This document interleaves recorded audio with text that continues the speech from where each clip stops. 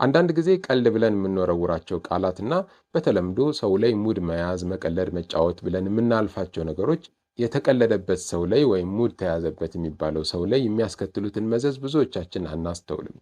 የቤተሰብ አባላት ሊሆን ይችላል፣ ትምህርት ቤት ጓደኞች ሊሆን ይችላል፣ እርስ በርስ ልንቀላለድ እንችላለን። ያ ነገር ግን በረጅም ጊዜ ሂደት የሚያመጣው መዘዝ ብዙዎቻችን ከምንጠብቀው በላይ ሊሆን ይችላል።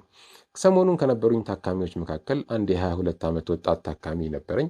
ይሄ ታካሚ ቁመቱ ሜትር ከሰባዎች ውስጥ ነው። ሲታይ ደህና ቁመት አላቸው ከሚባሉ ሰዎች ነው። ነገር ግን እኔ ጋር ለሕክምና የመጣው ምናልባት ከዚህ በፊት ስለ ቁመት የሰራሁት አንድ ቪዲዮ ነበረ። እሱን አይቶ ሊሆን ይችላል ብዬ ገምታለሁ። ቁመቱን መጨመር እንደሚፈልግ ሊያማክረኝ ነው እኔ ዘንድ የመጣው። በሚገርም ሁኔታ ልጁን ሳስተውለው ቁመቱ በጣም ጥሩ የሚባል ቁመት ነው ያለው። ለምን ይሄንን ሊያስብ እንደቻለ በተዘዋዋሪ ልጠይቅ ፈለግኩኝ። የመጣውም ደግሞ ከቤተሰቦቹ ተለይቶ ወንድሞቹ፣ የቤተሰብ አባላቱ ማንም እንዳይከተለው አድርጎ ብቻውን በድብቅ ሊያማክረኝ መሆኑን ሳስተውል ብዙ ነገሮች ወደ አእምሮዬ መምጣት ጀመሩ።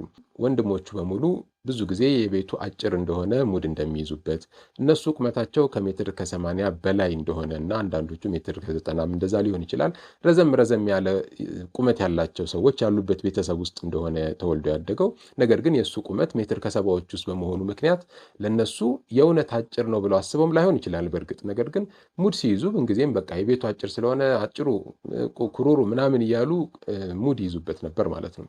በጊዜ ሂደት ግን ይሄ ነገር በጣም ኢምፓክት እያሳደረበት መጥቶ በጣም በሚገርማችሁ ሁኔታ እድሜው 18 አካባቢ ሲደርስ በቃ ቁመቴ በዚሁ ሊያልቅ ነው፣ እዚሁ አካባቢ ሊቆም ነው የሚለው ስጋት ስላደረበት በጣም ብዙ ነገሮችን ማንበብ ይጀምራል።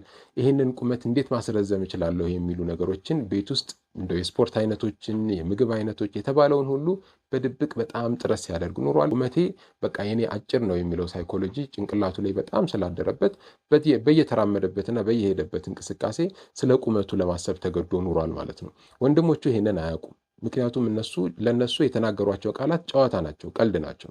እሱ ላይ ግን ካለፉት በርካታ ዓመታት ጀምሮ ኢምፕሬሽን ሲያሳድርበት ኖሮ አሁን እድሜው 22 ሲደርስ ከዚህ በላይ ቁመቴ ላይጨምር ነው የሚለው ስጋት ከፍተኛ ሁኔታ ስለደረሰ እንግዲህ ዩካን ኢማጂን ሕክምና ፈልጎ መጣ። ያ ሕክምና ምንም አይነት አድቫንስድ የሆነ ሕክምና ሊሆን ይችላል። ፈልጎ መምጣቱ ራሱ ምን ያህል ጭንቅላቱ ላይ ከፍተኛ ጠባሳ እንዳሳደረበት ይገልጻል ማለት ነው። ስለዚህ ምንጊዜም የምንቀልዳቸው ቀልዶች፣ ሰው ላይ ሙድ የምንይዛቸው ነገሮች በተለምዶ በጊዜው ሰዎች ተጫዋች ሊሉን ይችላሉ። ግን ይሄ ተጫዋችነት አይደለም፣ የሰውን ሕይወት እያበላሸን ነው። ያ ሰው ደግሞ የቤተሰብ አባላችን ወንድማችንም ሊሆን ይችላል የሚለውን ከዚህ ታሪክ እንድትማሩ ብዬ ነው ዛሬ መጣሁት።